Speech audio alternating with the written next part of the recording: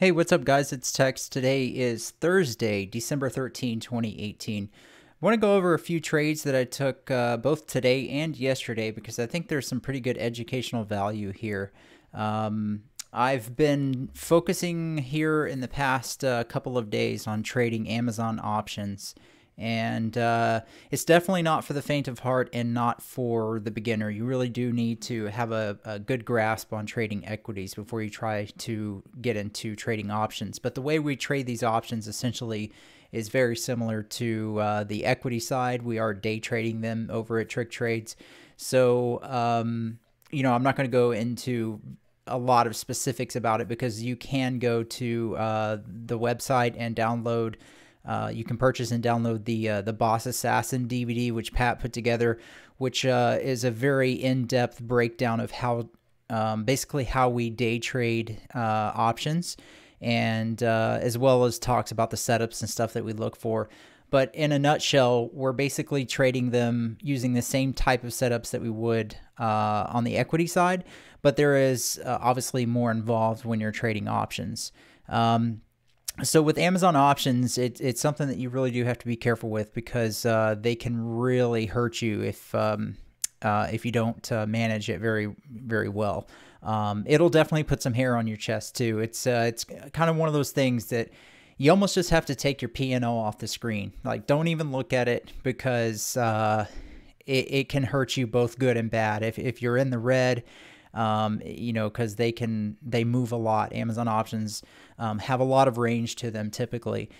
And if you're in the red, you can get shaken out of a position because you can see how down you can be in a position. And then when you're in the green, you can see how up you can be, and it's tempting to take profit before the chart's really telling you to. Like I said, there's a lot of specifics to options as far as like when you're taking profits and things like that. You do have to treat them differently than the equity side because it's obviously, it does trade a little bit differently, but they are trading based on the underlying stock, which in this case, of course, is Amazon. So you can take them using the same type of setups that we do on the equity side. So with that said, I will go over some trades that I took all using options and just kind of give you a rundown of how things went for me. So yesterday, Amazon, this was December 12th, of course. Amazon, you can see right off the open here, basically came down. Didn't quite make it all the way, but you can see that it held the pre-market open price, which is also basically pre-market lows, discounting this really long wick right here on this candle. And I didn't actually get in here, but I was watching it holding. And, lately I've been having more luck waiting for about 15, sometimes even 30 minutes before taking a trade. That's not to say that I don't take a trade off the open. In the past, trading the open within the first 2 minutes being in a trade has been successful to me, but here lately, I've had less success. It's been particularly choppy off of the open here lately in this volatile market. So I've been exercising some patience off the open here lately and kind of letting these things set up. But you can see that when it did come down and basically held the pre-market open, pre-market lows here, this would have been a pretty good indication that Amazon was going to be strong on the day. But I wouldn't necessarily have taken it there because if you're just looking at this chart before the rest of it's developed, it just looks like a choppy mess, down, up, down, up, down, up. It's like, what the hell? It could go any direction. So avoid this chop in the open. This is the way it's been lately. And another piece of advice that I can give you is to size down in this market because it is obviously a volatile market and you don't need a lot of size to capitalize on a position. Sometimes depending on how the market is trading, here lately it seems like it has been a bit of a scalper's market. It's hard to hold a position for a long time because, the market goes up and then it's these big swings up and these big swings down, and everything pretty much follows it. So But yesterday was a really good day for a solid trending market, and a lot of stocks trended beautifully. Facebook was one of them. Amazon was one of them, as you can see here from the chart. So basically, what I was looking at here on Amazon is, yeah, it was trending up all morning, and you could have taken it right here on this first VWAP tag right here on this candle. But I didn't actually take that. I was watching it trend up all morning, and Pat had mentioned on the mic that he felt like it was going to reach the 200 moving average on the daily chart. So this red line right here, this is the 200 moving average from the daily chart. Forgive all of my moving averages on here. Two of them are actually intraday moving averages. But this red line right here, this is the 200 moving average. It's a simple period moving average, which of course we do use on the daily chart. And for some reason, Alexa seems to think I'm talking to her right now.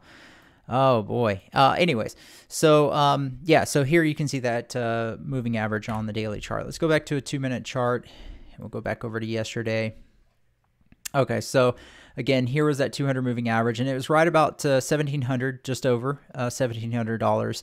And Pat was saying that he really felt like Amazon was going to get up to $1,700, and he was going to be watching it for a possible rejection off of that level. So I kind of had that in the back of my mind, but when I saw that Amazon was trending up beautifully here, I wanted to wait for a pullback to possibly get in on a long position, and we did ultimately get that pullback beautifully right here. Such a nice tag on the VWAP. It dipped a little below, but it held, and then she pushed up higher. Now, what I did is I unfortunately didn't get a super good entry right here at the VWAP. When it pushed off the VWAP here, came down and started to hold this 13 EMA here on the 2-minute chart. That's when I went ahead and bought some 1,700 calls on Amazon. We pushed up, and we got up here to test. Got up here to test high of day. Okay, once we tagged high of day, I took profit because I didn't want to risk having a double top and then rolling over and failing. And with Amazon options, you've really got to be quick to take profit, because when it pushes, if you're not taking profit and you wait too late and it starts to pull back a little bit, you're not going to be able to get a fill at the price that you want to get filled at. So you really do have to take profit as it's strong, as it's pushing. So I just decided that I would just go ahead and take profit because I took a pretty sizable position, and it's pretty nerve-wracking when you're holding a sizable position at Amazon options. They were fairly pricey. They weren't too bad, but they had enough price to them that there was going to be significant range if they did end up melting down on me, if Amazon pulled off of this double top and failed and rejected from there. You can see, obviously, I missed a lot of the move up here to 1,700, up to that 200 SMA on the daily chart. Nevertheless, it was a solid win, so I was super happy about that. And then I was pretty much just stalking Amazon for the rest of the day here. You can see that we didn't quite get up to that 200 before we decided to pull back. We came up and really tagged it just perfectly, as you can see right there. Pulled right off of that 200 moving average. But I didn't take the trade right there, because sometimes what they'll do is they'll test a resistance level, pull back, and then break through. So I wanted to make sure that we could get some kind of a confirmation of this 200 moving average rejecting. And the 200 moving average on the daily chart offers pretty significant support or resistance. Okay, so you can see that it did ultimately come back up in this area here and really tested, closed just above it on this candle, and then rolled under it here, tried to pop over it, and it couldn't get over. So what these wicks are telling me here, they're telling me a story. They're telling me that there's more sellers sitting up here trying to unload their shares up here at this higher price than there are buyers interested in buying it up here. The other thing to consider is that Amazon had a pretty significant move on the day, right? Amazon is already up significantly on the day. So the buying has sort of reached a point of exhaustion, combined with a significant level of resistance up here. this is telling me that this is probably going to be a good time to short this. So what I did is I watched it pull back. We came up here. We made a higher low right here. And as soon as we started to roll over right here, this is where I got short. I actually got short on the following candle. As we rolled over here, we pulled up and couldn't get back over that 13 EMA. I pulled the trigger. So that would have been on the following candle.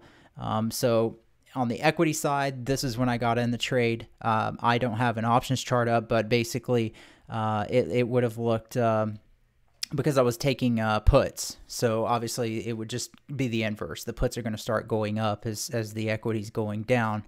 So anyways, yeah, I mean, that's where I got in. And my profit target on this was the VWAP. Okay, so I took a few contracts, which is, you know, Amazon, you don't need more than one contract to make money. So when you start taking 3 or 5 contracts, it can really hurt you bad if it doesn't work out. So I did take a few contracts on it.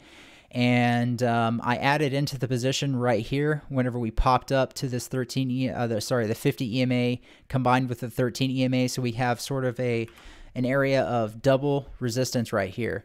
And it just couldn't get over it. It was really starting to feel weak and just started to roll right over. Now, I was cautious that we do have the 50 SMA from the daily chart sitting right here. And you can see that, I mean, that's basically right where it bounces, right on that 50 SMA from the daily chart. But you know, ultimately, since you know, since my entry was here, I felt like it was a good idea to go ahead and add here with basically a stop at break even if it did decide to squeeze up. With the way Amazon options move, it's very likely that I would have actually taken a loss on it if it did squeeze up above that, since I added here. But it wouldn't have been too bad of a loss. So that gave me an option, or an opportunity to get up to 5 contracts with this ad right here. Then we really started to roll over. So as we were really flushing down right here, I started to take some profit. I took one contract off right here, and then I took another contract off basically as we were coming down to the low of this candle. So very quickly, you know, 2 contracts in a row, boom, boom, gone. And that locked in some pretty solid profit and removed a lot of risk from the trade. Then the rest, I just wanted to let it ride down to VWAP. And you can see where we rolled over significantly here down to VWAP is where I took all of my position off. Obviously, in hindsight, I missed out on a big, you know, significant part of the move here. But this right here was helped out by the market overall. I believe that was about the time that the news had come out that Trump's lawyer, or ex-lawyer Cohen, was sentenced to 3 years in prison. And I think that was one of the factors that drove the market overall to sell off in the afternoon.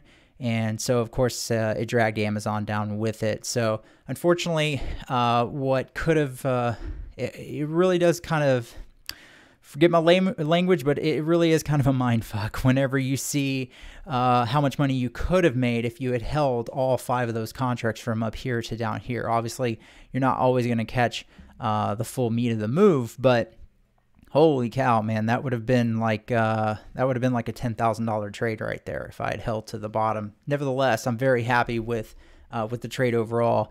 This day was my biggest winning day for sure. So I'm very happy about that.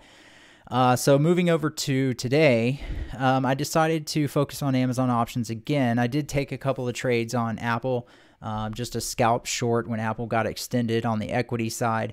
Nothing really significant to speak of, just kind of a padding the wallet, if you will. But in the morning, you can see the Amazon pushed up, and look where it got rejected. It got rejected beautifully. Kind of 2 areas. You've got 2 areas of resistance here. You've got the 50 SMA from the daily chart right here, and you've got a pivot level here at 1692.26, and it rejected it to the penny. Guys, I have to tell you, I really do love these pivot levels. The problem with them is that they're not equal between platforms. Now, I'm using the default settings here in eSignal for the pivot levels. I believe in Thinkorswim they're probably different on with the default settings, but I can't say for sure. When you're just starting out trading, though, I must emphasize that you've got to keep things simple. You don't need these pivot levels to trade, but they are They are really nice to have on your chart. Now, you might have noticed that I've gotten rid of some indicators that I was using in the past, just kind of trying out, for example, the parabolic SAR and the MACD. I got rid of those because all indicators are pretty much lagging, except for pivot points. That's not a lagging indicator. But all indicators are a lagging indicator, right? And I felt that the parabolic SAR and the MACD were especially lagging, and they just didn't really help me out at all in my trading. I just didn't get really any value from them that I felt it was worth leaving them on my charts because, quite frankly, you know, I felt like my charts were getting a little too cluttered. They're already, at this point, more cluttered than I would like, but everything I have on here I do use and I do like. So with that said, I mean, I kept RSI. I don't really look at it too much, but I find RSI especially useful for my counter trend plays. So like when a stock's getting oversold significantly and I'm looking to bounce it off the bottom, sometimes RSI is good to see. So it's not something that I will take a trade off specifically, just, you know, whatever the RSI is, but it is a good indicator to just kind of see what is the RSI at this moment in time. And it's obviously going to be different depending on the time frame that you are looking at.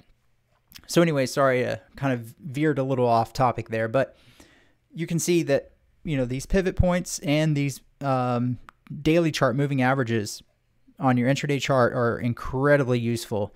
I can't tell you how many times I've taken trades based off of these. So anyways, I didn't actually take the trade up here though. Forgot what was I doing at the time. I think I was looking at something else. So I actually missed this when it rejected right off of this level. I think Pat got in, and he specifically talked about it in the watch list. This is another reason you guys really need to come over here to Trick Trades, because every night and every morning Pat goes over a watch list and tells you what he thinks, you know, what he'd like to see these stocks do, and at what levels that he'd be looking at taking a trade, short or long. And he specifically mentioned Amazon pushing up near 1700. He said, I don't think it's going to get to 1700 again, but he got pretty damn close, 1692, ultimately rejecting off of this 50 SMA and this pivot level right here. So unfortunately, I didn't get this entry here. And with Amazon options, you really do need to try and get a really good entry.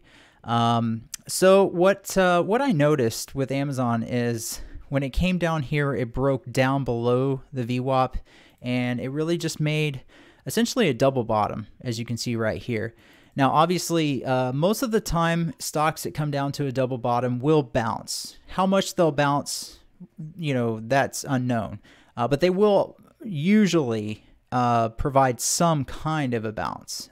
It's not uncommon for them to completely break through, but, you know, short sellers will definitely have orders down here, probably just slightly above this double bottom to cover some of their position. And that's what creates a higher low. So it wasn't a true double bottom. We actually did have a bit of a higher low right here. But what I noticed is all throughout this period right here, okay, the market was ripping up. The SPY was ripping up. And Amazon couldn't even get over VWAP. Amazon was really struggling right here with the VWAP. It finally managed to get a little over the VWAP, but man, it just, you know, 2 minutes later rolled right over and came back down below the VWAP. So when I saw this, that's when I went ahead and I bought a couple of contracts on Amazon. Just decided to play it a little bit safe because it wasn't a really great entry like this up here. You know, when you're right here around the VWAP, it really could go either direction. And if Amazon decided to rip, the premiums on those options will melt in a heartbeat. So I didn't want to have really big size on it, but I did take 2 contracts on Amazon. So as we started to roll over here, you can see there's a lot of indecisiveness in these. Let me zoom in on this a little bit for you. You see there's a lot of indecisiveness in these candles right here. It's not a clear wash down, right? So as it did wash down here to this what would be a triple bottom area, I sold 1 contract, and it wasn't a huge gain. I was only up like $134 or something like that. And when I sold the contract, you know what I did though? I realize now is I sold it at market instead of a limit price. and I got like $85 of slippage. Absolutely retarded. I mean, I got out with a $50 gain from that one contract when I was up what would have been about $134 on the one contract. So that was really disappointing, but that's the first time that's happened. I guess it is what it is, but I should have noticed that I was actually selling at market and not a limit price. Nevertheless, I still had the one contract remaining. So my profit target on that last contract was down here at this 9 EMA. So this kind of pinkish line you see right here, this is the 9 EMA from the daily chart. I was, kind of a little bit concerned about this area here providing some type of support. This green line is marking the previous day's low price. If I zoom out, you can see that that level coincides with the previous day's low right there. Okay, so a lot of times that will provide some type of support, and that's why I do have that on my chart. But it really didn't hold. As you can see, it rolled right down over it, under it rather. And as we came down here to the 9 EMA, that's when I went ahead and took profit. Amazon ended up kind of chopping around this area pretty much all day. It tried to hold the 9 EMA, ultimately cracked down, held this fib right here, then popped up basically, I think with the market right here, the market popped up, gave another good entry right here, didn't get up to the VWAP, but when you see this long wick pulling right back down, there was a lot of sellers basically hammering it up here and drove the price right back down. So other than that, yeah, I mean, that was my main winner on the day. That was until I went to work. And when I went to work, I was just looking at my phone when I had a minute, and it was getting close to market close. So I just kind of wanted to see how things were doing.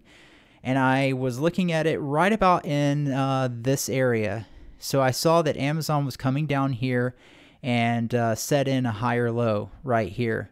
And as soon as this started to push up here and got up over the 50 EMA, the 13 EMA, and had this little pullback to the 13 EMA right here and actually held, I went ahead and took a position from my phone using Thinkorswim, because that's where my IRA is at TD Ameritrade.